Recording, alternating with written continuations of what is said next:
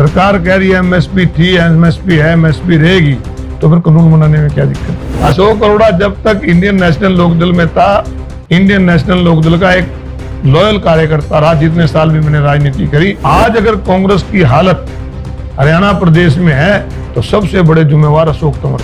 दुष्यंत को वोट तो दी बीजेपी के खिलाफ, जो कहा करते थे कि अब की बार जमुना पार, और उन्होंने उनकी सरकार बना दी। आज इसीलिए सबसे ज्यादा गुस्सा अगर है जेजेपी और दुष्यंत के खिलाफ, इसीलिए सरकार जिस प्रकार से गीता जयंती के नाम पे जो पैसा लगा रही है, आपने कितना यहाँ काया पलट होते देखा कुरुक्षेत्र का? जब चौधरी ओम प्रकाश चौटाला को सजा सुनाई गई, अजय सिंह जी को सजा सुनाई गई, उसके बाद बहुत लोगों ने कहा था कि अब लोकदल टूट जाएगा, अब लोकदल खत्म हो जाएगा। प्रदेश की सरकार को बजाय किसानों से लड़ने की देश के प्रधानमंत्री से कहना चाहिए कानून वापस कर। नैन साहब, मुझे एक दुख है, राजनीतिक पार्टियां अलग अलग होती रहती हैं, परिवार से चौधरी रणजीत सिंह भी अलग हुए कि जो पारिवारिक कलह, जिस प्रकार की भाषा का इस्तेमाल परिवार में हो रहा है, ये शोभा नहीं देता। आज ये लोग कहते हैं कि रास्ता रोका है, किसानों ने कहा रोका है।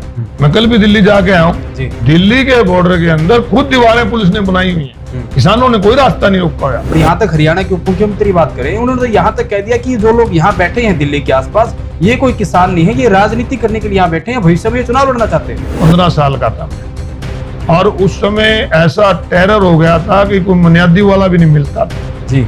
चौधरी देवीलाल ने स्वयं माइक हाथ में पकड़ के उससे बुनियादी कर रहे थे। हम बड़े प्रभावित हुए थे कि हरियाणा का किसान इस आंदोलन से अलग हो जाए SYL के नाम पर।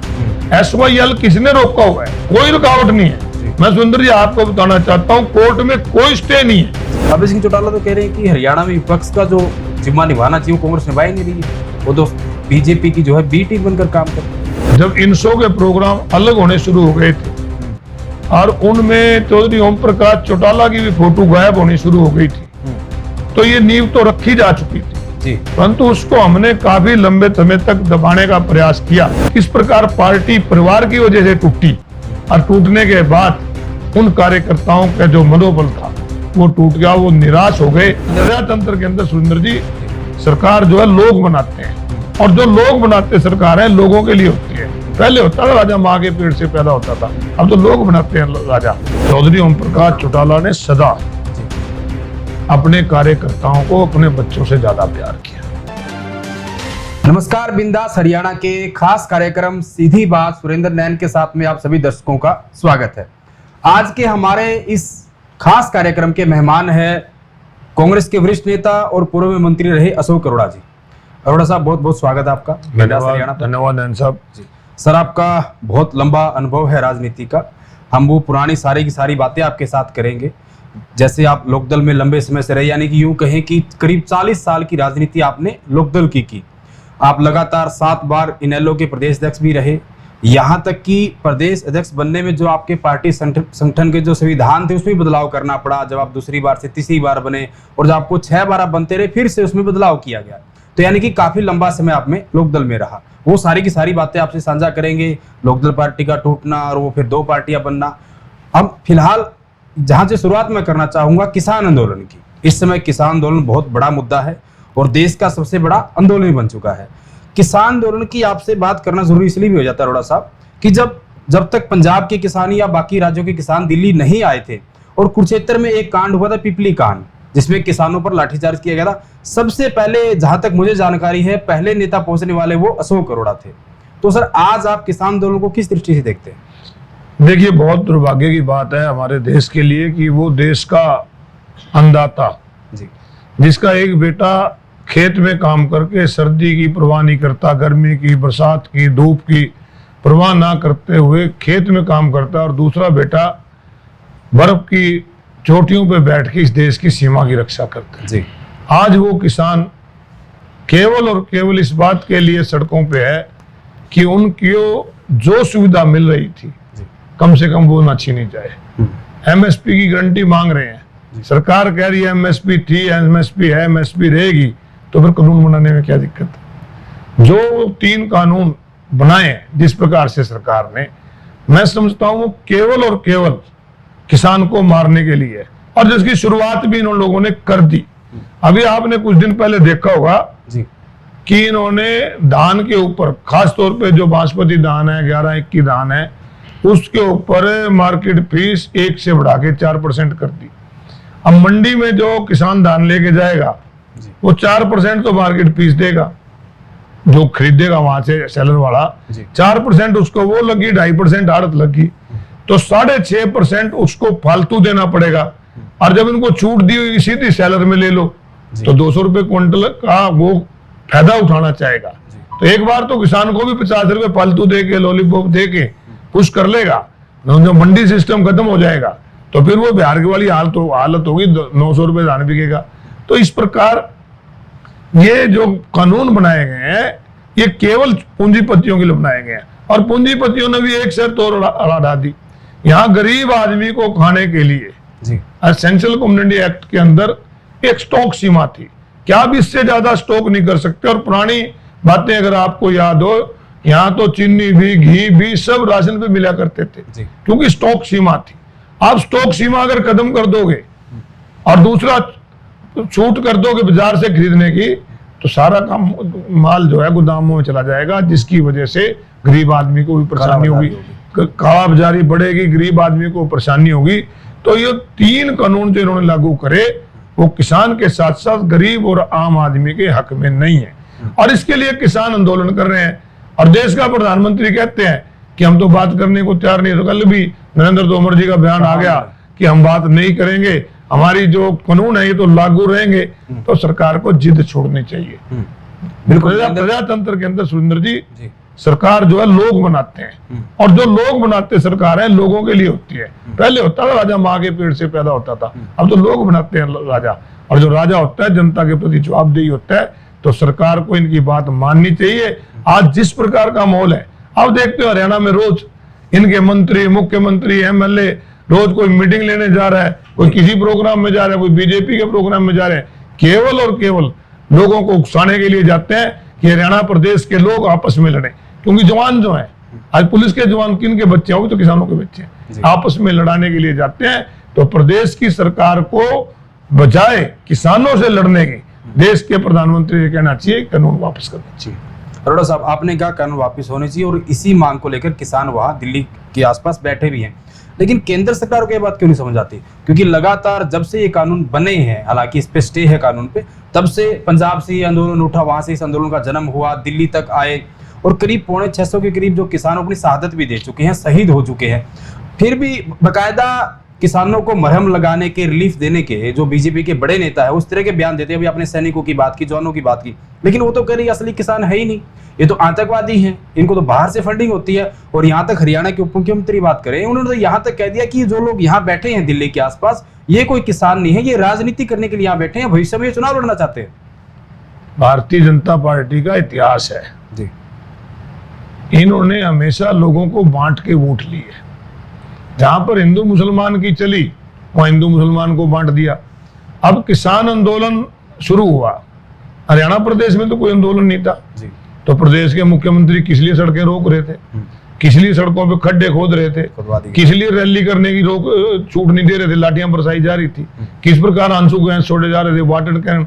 आज ये लोग कहते हैं कि रास्ता रोका है, किसानों ने कहा रोका है। मैं कल भी दिल्ली जाके आया हूँ, दिल्ली के बॉर्डर के अंदर खुद दीवारें पुलिस ने बनाई हुई हैं, किसानों ने कोई रास्ता नहीं रोका हुआ।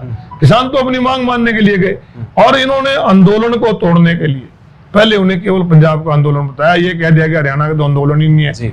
और फिर जब नहीं बटे, किसान आपस में नहीं बटे, तो इनके मंत्रियों ने, इनके मुख्यमंत्री एसओएल का छेड़ दिया ताकि हरियाणा और पंजाब के किसान लड़े। एसओएल जीवन रेखा हरियाणा प्रदेश की, और प्रदेश के मुख्यमंत्री बचाए। 2016 में नवंबर में फैसला आ गया था, और 2016 के फैसले को अब तक लागू नहीं करवा पाए। और जब किसान अपनी मांगों के लिए मनवाने बैठे तो एसओएल को लेके बैठ गए। ये केवल और केवल कि किस प्रकार पंजाब और हरियाणा के किसान आपस में पटे, किस प्रकार से लड़े। कभी उन्हें विदेशी फंडिंग बताते, कभी हमने देखा गांव में से लंगर के लंगर उठ के जा रहे हैं, लोग अपने घरों से रोटियां बना के जा रहे हैं, इवन लस्सी तक जा रहे हैं, दूध तक बेच रहे हैं। ये आंदोलन जो है एक जन आंदोलन है। ये भूल कर बैठे हैं इस बात की कि ये तो कुछ चंद लोग बैठे हैं। 600 लोगों की शहादत, मेरे ख्याल किसी आंदोलन के अंदर, किसी शांति प्रिय आंदोलन के अंदर आज तक नहीं हुई। बिल्कुल। एसवाईएल की आपने बात की, हरियाणा में इनकी सरकार है, केंद्र में इनकी सरकार है, सुप्रीम कोर्ट भी हरियाणा के हक में फैसला सुना चुकी है, बावजूद उसके जो बीजेपी के नेता या बीजेपी के विधायक या मंत्री जहां जहां धरना प्रदर्शन पे बैठे, उन्होंने एक दिन की हड़ताल भी की थी। तो ये क्या राजनीतिक ड्रामे से कुछ ज्यादा तो लगता नहीं है? क्योंकि इनको किससे परमिशन लेनी है? वहां भी इनकी सरकार है, हरियाणा में भी इसकी सरकार है। तो आप क्या समझते हैं कि किसान आंदोलन को बदनाम करने के लिए, ध्यान भटकाने के लिए चीजें इस तरह की जाती है? निश्चित रूप से ये लोग बांटना चाहते थे कि हरियाणा का किसान इस आंदोलन से अलग हो जाए एसवाईएल के नाम पर। एसवाईएल किसने रोका हुआ है? कोई रुकावट नहीं है। मैं सुंदर जी आपको बताना चाहता हूं, कोर्ट में कोई स्टे नहीं है जी। कोई कोर्ट में तो ये है कि इसको लागू कैसे किया जाए। पंजाब, ये केंद्र की सरकार को कहना है कि उस नहर बनाए। केंद्र की सरकार नहर नहीं बना रही और ये ड्रामा कर रहे हैं। यहाँ पर आंदोलन धरने में बैठे, किसके खिलाफ बैठे थे? क्या नरेंद्र मोदी के खिलाफ बैठे थे? इतनी हिम्मत है इनमें। आज एक दिन के लिए नरेंद्र मोदी के खिलाफ धरने में बैठ दें, अगले दिन एसवाईएल शुरू हो जाए। वहां से बात नहीं करते, बात करते हैं किस प्रकार किसानों को बांटा जाए, हरियाणा और पंजाब के किसान अलग हो जाए, इस बात की लड़ाई। बिल्कुल। किसान आंदोलन की हमने बात की, अभी हम कांग्रेस की बात कर लेते हैं। 2019 के चुनाव से पहले आप एक बहुत बड़े दल को छोड़ के एक राष्ट्रीय पार्टी कांग्रेस में शामिल हुए। जिस कलह से आप बाहर निकले थे, वो कलह यहाँ भी आपका पीछा छोड़ने का नाम ले रहे, क्योंकि अभी हाल की बात करें, कांग्रेस के अंदर जो कवायद चल रही है कि कैसे प्रदेश अध्यक्ष को बदला जाए, और उसके लिए कभी प्रभारी से मिला जा रहा है, कभी महासचिव से मिला जा रहा है कि कुमारी शैलजा को हटाकर किसी और को प्रदेश अध्यक्ष बनाया जाए। तो इस तरह की चीजें आपको किसने कहा कि शैलजा को हटाने की बात? इस तरह की बातें विधायकों ने बोली है, कहीं किसी विधायकों ने बयान दिया। किसी विधायक का कोई ऐसा बयान नहीं। कोई मेरा पीछा ना तो पहली कला में था जी, ना अब है जी। अशोक अरोड़ा जब तक इंडियन नेशनल लोकदल में था, इंडियन नेशनल लोकदल का एक लॉयल कार्यकर्ता रहा, जितने साल भी मैंने राजनीति करी।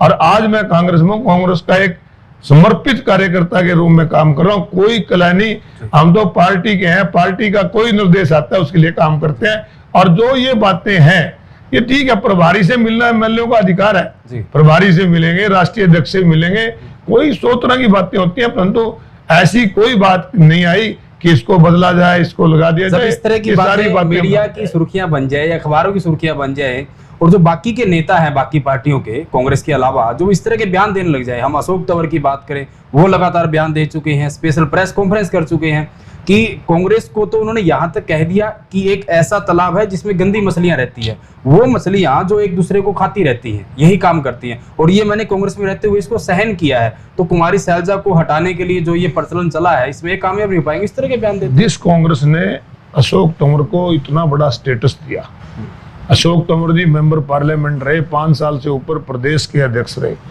आज उसको वो एक गड़ा हुआ तालाब बताते हैं, ऐसे उनको शोभा नहीं देते। आज अगर कांग्रेस की हालत हरियाणा प्रदेश में है तो सबसे बड़े जिम्मेवार अशोक तंवर जी हैं। जी। वहीं अगर हम बात करें कांग्रेस की और चीजों की, जैसे कि समय समय पर बेरोजगारी हो रही है, महंगाई है, तमाम चीजों को लेकर प्रदर्शन करना है, तो क्या लगता है अरोड़ा साहब की जो आप ये प्रदर्शन कर रहे हो ये काफी है सिर्फ क्योंकि जनता परेशान है? देखो, राजनीति में, प्रजातंत्र के अंदर राजनीति के 2 पहलू हैं, सत्ता पक्ष और विपक्ष।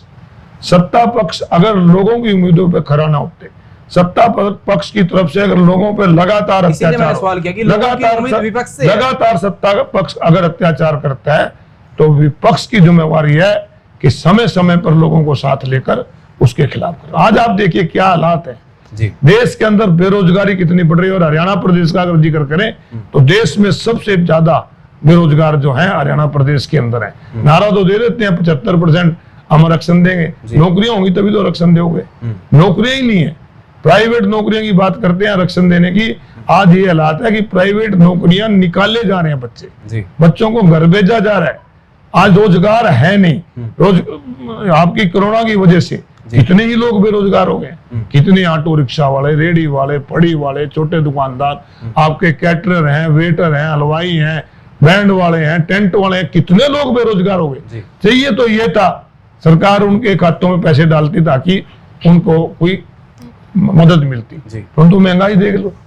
आज डीजल और पेट्रोल, हरियाणा प्रदेश के अंदर पेट्रोल शतक मार गए, 100 से ऊपर हरियाणा प्रदेश के डब वाले और सिरसा जैसे जिलों में आज 100 बॉर्डर के इलाके हैं, वहां 100 तक पहुंच गए, और यहाँ 100 पे पहुंचने को तैयार है। तो महंगाई अगर डीजल और पेट्रोल की बढ़ेगी ना, आप मान के चलो ट्रांसपोर्टेशन का काम है, हर चीज की बढ़ेगी। आज कोई सामान ले लो, आप बिजली का सामान ले लो, आज करियाने का सामान ले लो, बाजार में और चीजें जो चीज खरीदने जाओगे, हर चीज के रेट बढ़े, क्योंकि ट्रांसपोर्टेशन के खर्चे बढ़ जाते हैं, तो निश्चित रूप से महंगाई बढ़ेगी।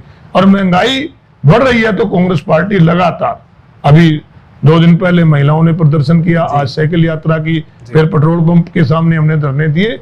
तो ये हमारा, क्योंकि विपक्ष अगर नहीं होगा तो सत्ता पक्ष तो जैसे घमंड है, परंतु मुझे आज दुख से कहना पड़ता है कि एक समय तो ऐसा था जब विपक्ष के नेताओं को पार्लियामेंट का चुनाव हारने के बाद भी पार्लियामेंट में नॉमिनेट तक भी किया करते थे। मुझे याद है कि वाजपेयी जी विपक्ष में होते थे, अगर कहीं बाहर भेजने की बात आती थी, वाजपेयी जी की राय ली जाती थी। इसी प्रकार हर जगह हुआ करता था। परंतु आज ये पहली सरकार है जो प्रजातंत्र को खत्म करने पर चली है। आज इस सरकार से देश को खतरा नहीं मानता, आज देश के प्रजातंत्र को खतरा है। आप देखो जितनी एटॉमिक्स बॉडियां हैं, सबको ये सरकार खत्म कर रही है। बिल्कुल, पुराने राजनीतिक बातें भी आपसे करेंगे, आपने राजनीतिक चर्चाएं बताई। जहां तक विपक्ष की आपने बात की कि कांग्रेस मुख्य विपक्षी पार्टी है, लेकिन आपके पुराने साथी, आपकी पुरानी पार्टी के महासचिव की अगर बात करें, अभय सिंह चौटाला तो कह रहे हैं कि हरियाणा में विपक्ष का जो जिम्मा निभाना चाहिए वो कांग्रेस निभा ही नहीं रही है, वो तो बीजेपी की जो है बी टीम बनकर काम कर रही है। देखिए, हर पार्टी का अपना एजेंडा होता है जी।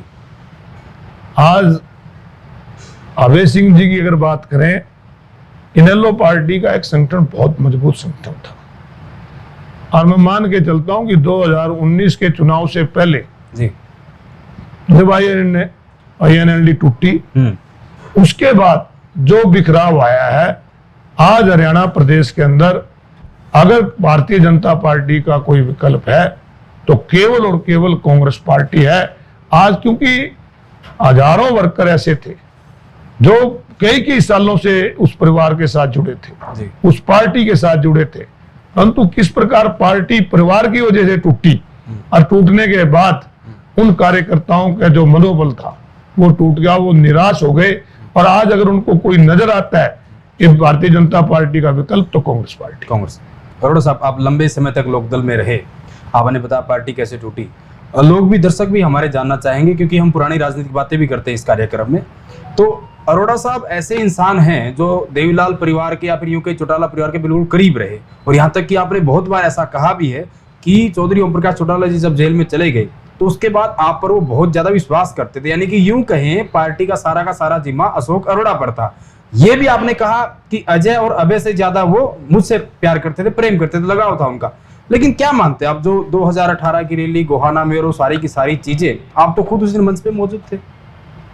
चौधरी ओम प्रकाश चौटाला ने सदा जी अपने कार्यकर्ताओं को अपने बच्चों से ज्यादा प्यार किया, चाहे उसमें कार्यकर्ता अशोक अरोड़ा हो, चाहे पार्टी का छोटे से छोटा कार्यकर्ता हो, उन्होंने कार्यकर्ताओं के साथ एक विशेष लगाव रहा है जी। और यही वजह थी कि कार्यकर्ता उनके लिए अपना सब कुछ कुर्बान करने को तैयार हो जाते थे। परंतु 2013 के अंदर जी, जब चौधरी ओम प्रकाश चौटाला को सजा सुनाई गई, अजय सिंह जी को सजा सुनाई गई, उसके बाद बहुत लोगों ने कहा था कि अब लोकदल टूट जाएगा, अब लोकदल खत्म हो जाएगा। परंतु मैं आपको कहता हूं कि हमने लोकदल पार्टी के कार्यकर्ताओं के साथ मिलकर 2014 का चुनाव लड़ा, और इतिहास इस बात का गवाह है जी कि हरियाणा प्रदेश के अंदर लोकदल पहली बार 2 MP अकेले जिताए थे।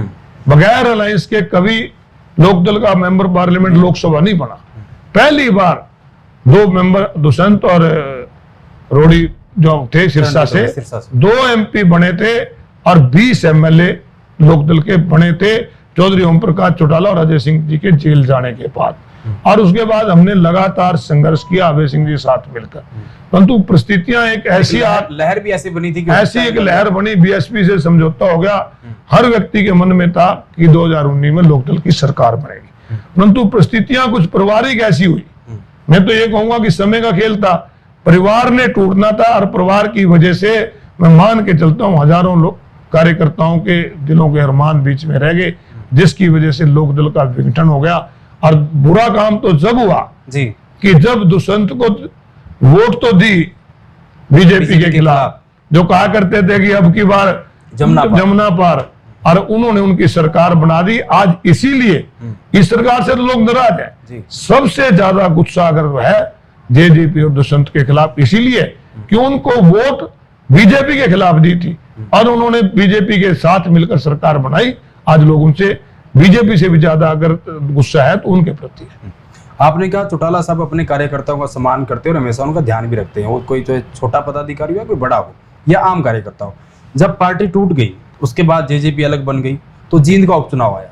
जींद के उपचुनाव में आप लगातार इनेलो विधिष्ट में प्रचार भी कर रहे थे, तो परिवार के साथ तो आप पहले भी रहते थे, लेकिन आपने कितना बदलाव देखा? क्योंकि जो बच्चे आपके नीचे रहकर यानी कि संगठन में रहकर काम करते थे, आप उनका चुनाव प्रचार करते थे, यहाँ तक कि उनकी मां की बात करें नैना सिंह चौटाला की, इस तरह की बयानबाजी वहां पहली बार सड़क पर निकलकर सभी के सामने आ गई बयानों के रूप में कि अभय सिंह चौटाला तक गुंडा तक कह दिया उनको नैना सिंह चौटाला ने। तो कैसा आपको उस समय लग रहा था? वो सारी की सारी बातें सामने आ रही थी, आपको अंदेशा क्या पहले से होने लग गया था इन चीजों का? ये इसकी नींव तो बहुत पहले रखी जा चुकी थी।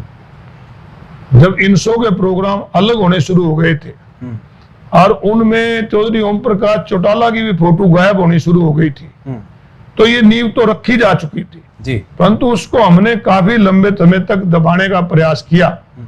और मुझे तो ये लगता है कि कोई ना कोई साजिश इसके पीछे काम कर रही थी, नहीं तो बच्चों को प्यार चौधरी ओम प्रकाश चौटाला अभय सिंह बहुत ज्यादा बहुत प्यार करते थे, परंतु कोई ना कोई साजिश इसके पीछे काम कर रही थी, जिसकी वजह से लगता है कि उन्होंने अपना अलग रास्ता चुना। एक साजिश का वो लोग शिकार हुए और जिसका खमीजा लोकदल के हजारों लाखों कार्यकर्ताओं के साथ साथ उन वोटरों को भी चुकाना पड़ा जो लंबे समय से चौधरी देवलाल के साथ चल रहे थे। आपको पहले से अंदेशा हो गया था इन सब बातों का, आपने बताया भी। क्या इस बारे में आपने चौटाला साहब से मुलाकात की हो, कोई इस तरह की चर्चाएं हुई हो कि परिवार में ये सब चल रहा है? निश्चित रूप से चौटाला साहब ने अगर मेरे ऊपर जिम्मेवारी सौंपी हुई थी प्रधान की, तो मेरा फर्ज बनता था कि उनको सारी बातें बताई। मैंने उनको बताई थी, उन्होंने प्रयास भी किए होंगे। आज जिस तरह की बातें होती हैं कि दुष्यंत और दिग्विजय या फिर अजय की बात करें, वो अपने पिताजी को पिताजी नहीं मानते, अपने दादा को दादा नहीं मानते, गौतम को दादा मानते, इस तरह के बयान अभय सिंह की तरफ से दिए जाते हैं। अब चौटाला साहब फिलहाल जो है जेल से रिहा हो चुके हैं हमेशा के लिए, तो जेबीटी मामले में क्या देखते हैं आप? क्योंकि इनेलो का पुराना अनुभव आपका रहा है कि चौटाला साहब के नेतृत्व में क्या कुछ संगठन का उभार हो पाएगा? देखो, मैं तो एक बात कहता हूँ, मुझे बहुत दुख है, हालांकि लिए बहुत बड़ी बात है कि कांग्रेस में है। नैन साहब, मुझे एक दुख है, राजनीतिक पार्टियां अलग अलग होती रहती हैं। परिवार से चौधरी रंजीत सिंह भी अलग हुए थे, परिवार से कई पार्टियां ऐसी हैं जो दो दो बनी हैं, परंतु मुझे एक चीज का दुख है कि जो पारिवारिक कलह, जिस प्रकार की भाषा का इस्तेमाल परिवार में हो रहा है, ये शोभा नहीं देता। इस प्रकार की बातें किसी परिवार में नहीं होनी चाहिए। हमने उस परिवार के साथ लंबे समय गुजारा है, हमने बहुत नजदीक से देखा है जिस प्रकार से आज ये बातें निकली, चुनाव में निकली। मैं कहता हूं कि ऐसी बातें दोनों तरफ से नहीं होनी चाहिए। राजनीतिक लड़ाई है, आज उनकी अलग राजनीतिक पार्टी है, उनकी अलग राजनीतिक पार्टी है, उनको राजनीतिक लड़ाई लड़नी चाहिए, कम से कम पारिवारिक लड़ाई सड़कों पे नहीं आनी चाहिए। अरोड़ा साहब, आप 4 बार थानेसर से विधायक भी रहे, 1990 से आपका जो है वो सफर शुरू हुआ। अगर राजनीतिक सफर की बात करें, शायद 1977 के आसपास से आपकी राजनीतिक शुरुआत हुई होगी, आप राजनीति में आए तब से इंटरेस्ट लिया होगा आपने। तो अभी फिलहाल थानेसर की अगर बात करें, कुरुक्षेत्र की बात करें, तीर्थ नगरी है, तीर्थ स्थल है, धर्म नगरी है, सरकार जिस प्रकार से गीता जयंती के नाम पे जो पैसा लगा रही है, आपने कितना यहाँ काया पलट होते देखा कुरुक्षेत्र का?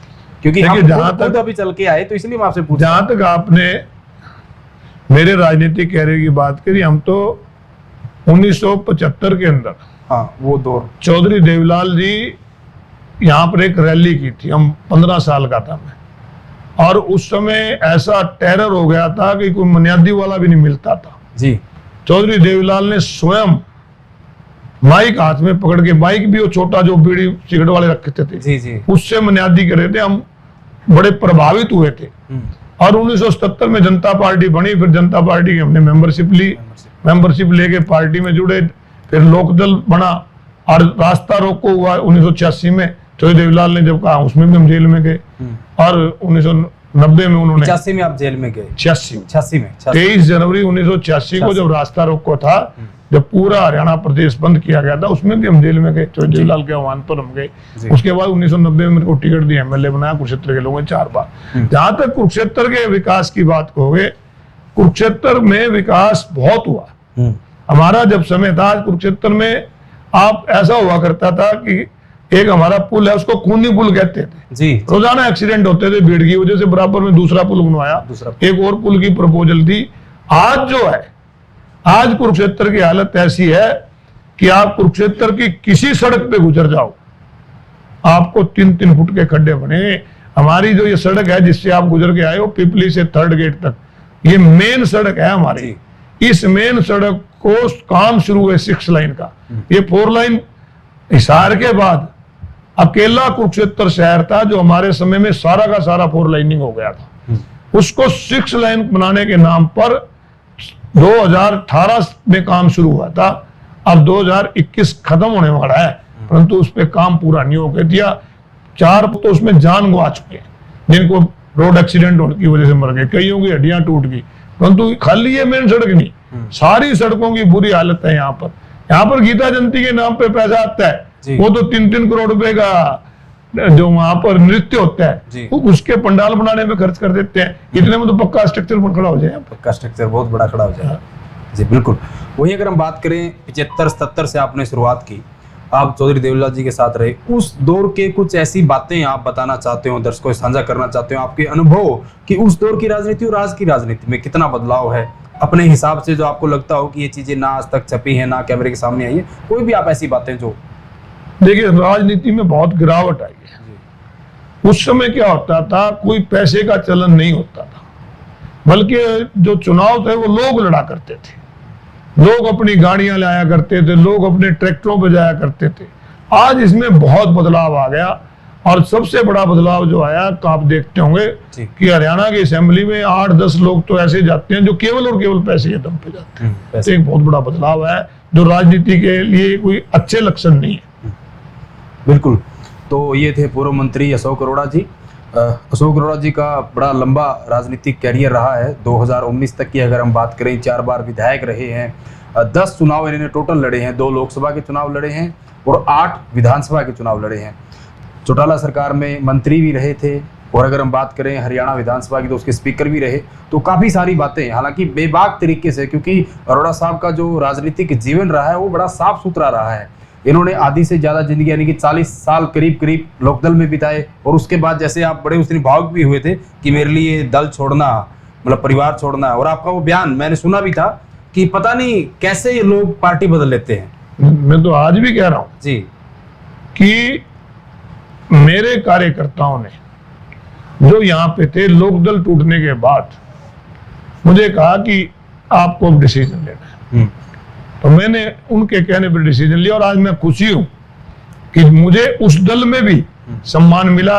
और आज कांग्रेस की तरफ से, कांग्रेस के स्टेट के तमाम नेता, चौधरी भूपेंद्र सिंह हुड्डा हो, कुमारी शैलजा जी हो, रणदीप सुरजेवाला, सभी की तरफ से मुझे जो सम्मान मिला है, मुझे बहुत खुशी है इस बात की कि आज मैं एक राष्ट्रीय दल का कार्यकर्ता हूँ। बिल्कुल। तो ये थे अशोक अरोड़ा जी। फिलहाल इस कार्यक्रम को यही विराम देते हैं, अगली बार किसी और शख्सियत से आपकी कराएंगे मुलाकात। तब तक के लिए नमस्कार।